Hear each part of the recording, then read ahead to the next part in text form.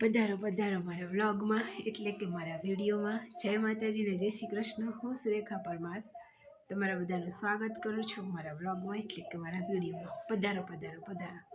તો રાતના વાગી રહ્યા છે 11:10 અને માતાજીના દર્શન કરી લો. બહુ ટાઈમ પછી હું આજે વિડીયો બનાવી રહી હોય ઘરમાં એવું લાગે છે. બાપાજીના દર્શન કરી લો. 11:10 થઈ રહી છે ને હજુ તો અમારા ઘરમાં ઘસાઈ રહ્યા છે વાસણ. મમ્મી જય માતાજી કહી દો. બહુ દિવસે હું વિડીયો બનાવી રહી તો આજે બહુ દિવસે હું વિડીયો બનાવી રહી છું. હમણાંથી ખબર જ હશે કે કેમ વિડીયો નથી બનતા. એ આ ઠેલી ભરીને જે છે સાક્ષી છે. સો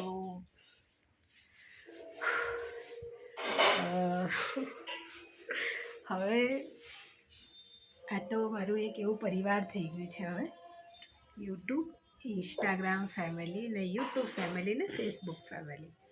તો હવે તમે લોકો મારા જીવનનો એક એવો ભાગ બની ગયા છો કે હું મારા હૃદયની દરેક વાતો વિડીયો થકી હવે મૂકું છું. અને હવે તો હું સાચેમાં મૂકવા માંગુ છું, કારણ કે અત્યારે જે પગથિયું શરૂ થશે ત્યાંથી લઈને એન્ડ સુધીના બધા પગથિયાં હું મારા આ વિડીયોમાં મૂકવા માગું છું. તો નોર્મલી મને ખબર જ હશે જ્યારથી યુટ્યુબ ચાલુ થયું તો હું એક શારીરિક રીતે મારી જે ક્ષમતા છે ઘટતી જતી એ રિગાર્ડિંગ હું ઘણીવાર વાત કરતી. રિપોર્ટ રિગાર્ડિંગ, આ રિગાર્ડિંગ, તે રિગાર્ડિંગ, આમ ગયા તેમ ગયા, બાયોપ્સી કરી વગેરે વગેરે.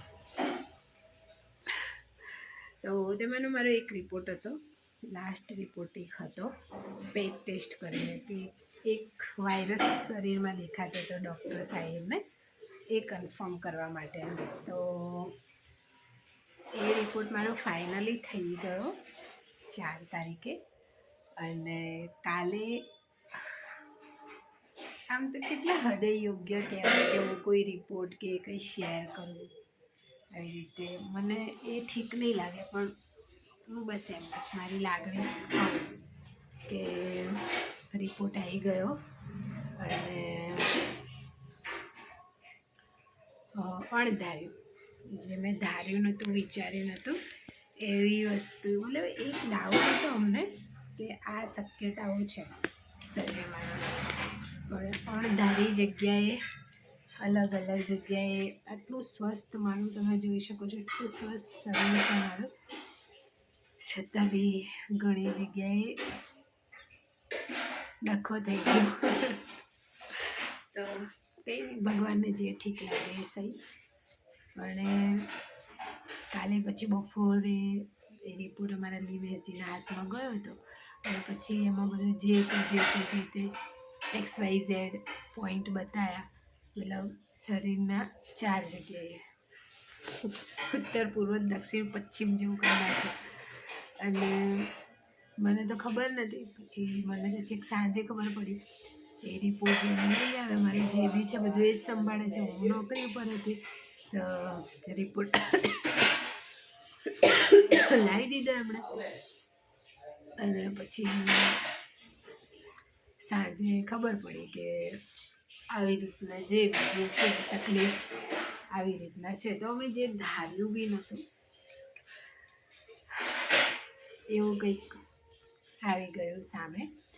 પણ મારા નિમેશજી, મારા સાસરી પક્ષના, મારા પિયર પક્ષના બધા જ મારી સાથે ઊભા છે. અત્યારે આટલા મોટા વાસણ બી એટલે ઘસી રહ્યા છે કે મારા કાકાના છોકરાને બધા અહીંયા હાજર હતા, અમે લોકો બેઠા હતા. તો હમણાં જ નીકળ્યા છે એ લોકો અમને ખવડાવ્યા. તો બસ એ બધું છે. અને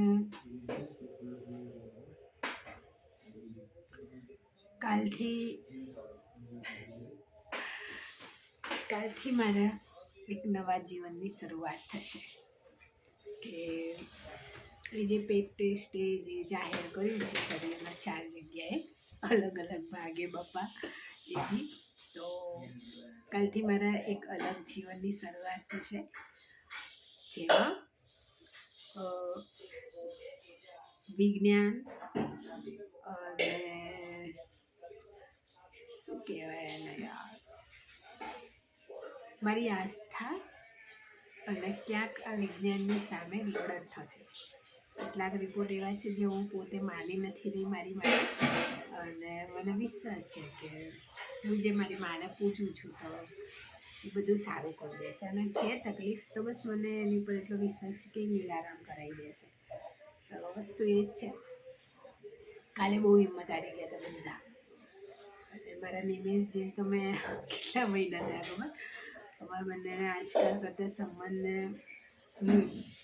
ગણો ને 2 માર્ચથી ગણો એટલે આવતા મહિને માર્ચ એટલે 11મો મહિનો આ ચાલે એવું કહેવાય. પણ 10 મહિના થયા કહેવાય એકબીજાને ઓળખતા. હા, તે મેં માણસની આંખમાં ક્યારેય આંસુ નથી જોયું, તો આ જુદ્ધી નહીં. અને કાલે મેં એક નાના બાળકની જેમ રડતા જોયા, તો એવું થઈ ગયું કે ખોટું થઈ ગયું. ઘડીક વાર માટે તો મને એવું થયું કે ભગવાનજી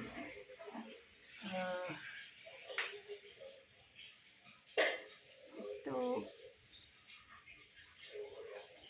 હું ચાહું છું મારો માણસ મારી સાથે જીવન માણે, ના કે મારી સેવા કરે. તો હજુ તો એવી હાલત નથી એ બાપા એ સેવા કરવાની જરૂર પડે. પણ કાલથી મારા જીવનનો એક નવો અધ્યાય શરૂ થશે. અને હું કોઈ ડર વગર, કોઈ શરમ વગર, અને કોઈ પણ પ્રકારના સમાજ કે પછી એ સમાજ જે મારી સમાજ છે, જે મારી આજુબાજુ જે લોકો છે, એ નાનકડી સમાજ જેમને ક્યારે મારો સાથ નથી આપ્યો, અને મારી એક એ સમાજ જે હંમેશા મારા પડખે ઊભી રહી છે. બે રીતના લોકો છે મારી આજુબાજુ, એને મેં એક નાનું નામ આપ્યું છે સમાજ. તો એ મારી સમાજના 2 ભાગો જેમને હંમેશા મારો સાથ આપ્યો ને કે જેમને ક્યારેય સાથ નથી આપ્યો. તો હું કાલથી મારા એ નવા જીવનના નવા અધ્યાયમાં કાલથી થતા શરૂઆતના દરેક પોઈન્ટ મૂકીશ, વિડીયો બનાવીશ. અને આ સમયમાં આ જે યાદો જે છે એને હું વિડીયો થકી મારા જીવનમાં રાખીશ. અને હું એટલા માટે બી રાખીશ કે મને ખબર છે કે હવે સમય કેવો આવશે, તો હું જોવા માગું છું કે હું કેટલી લડત લડી શકું છું મારા પોતાનાથી જ. બસ માતાજી બધું સારું જ કરશે. તો પછી કિસ્મત ને કર્મ. મને ઘણાએ કીધું તું આટલી ભક્તિ કરે તાર જોડે આવું થયું. તો મેં ભક્તિ કરું તો હું પાપ બી તો એટલા કરતી હશું ને. થાય, નોર્મલ છે, નોર્મલ વસ્તુ થાય, એમાં શું થઈ ગયું. આજે તો પછી આજે હું ઓફિસ ગઈ હતી બધાને મળવા માટે. અને આમ જોવા જઈએ તો મેં લાસ્ટ મેલ જ કર્યો છે આજે મારા રિપોર્ટો સહિતનો, કે શક્યતાનું અમે ધારીએ છીએ એવી હાલત થાય તો પછી આવવાની થાય નોકરી. બાકી હાલ તો 7-8 દિવસની રજા મૂકી છે, અને પછી સારું રહેશે તો જરૂરથી હાજર થઈશ, નહીં થાય તો પછી જય અંબે. અને બસ આજે નિમેશજી આવ્યા હતા ઘરે, બધું આ રિપોર્ટ મેં આના વિશે ચર્ચા કરવા બધા પરિવાર ભેગા થઈને અમે કહ્યું કે ભાઈ અમારી સુરેખાને બચાવી કઈ રીતે થઈ ગયું ને. એની ચર્ચા વિચારણા થઈ ઘરમાં. એ મસ્ત મજાનું જમવાનું બનાવ્યું અને જમ્યા બધા સાથે મળીને. આજે નિમેશજીએ પેલી હનુમાનજીવાળી સ્ટોરી બી કીધી, એમને એક અનુભવ થયો હતો એ હનુમાનજીની એક સ્ટોરી કીધી. પછી બધાએ બહુ બધી વાતો કરી, મસ્તી કરી, આખા ગામની ઉડાડી બધાએ અમે ભેગા થઈને. અને હવે કાલથી મળીએ મારા જીવનના નવા અધ્યાય સાથે, જેમાં કાલે થશે મારી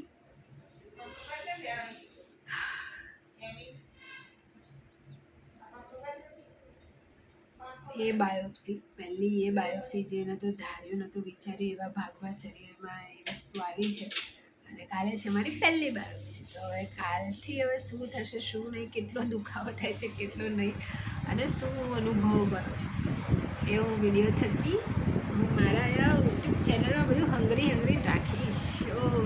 જેથી આ જ વિડીયો જ્યારે આજથી 1 વર્ષ પછી જોઉં તો મને યાદ રહેવું જોઈએ કે કેવો સમય હતો, શું હાલાત હતા. ચલો ગુડ નાઇટ. અને મને બહુ શું કહેવાય પેલું થતું હતું, ખંજવાળ બહુ આવતી હતી માથા હમણાં. મેં માથું અત્યારે રાત્રે ધોયું ચેન નથી પડતું. સો બાય અને ગુડ નાઇટ. જય માતાજી. મળીએ કાલથી નવી સ્ટોરીમાં, નવા સુખ અને નવા દુઃખ અને નવી નવી મજા અને ટેન્શન અને દર્દ સાથે. Good night.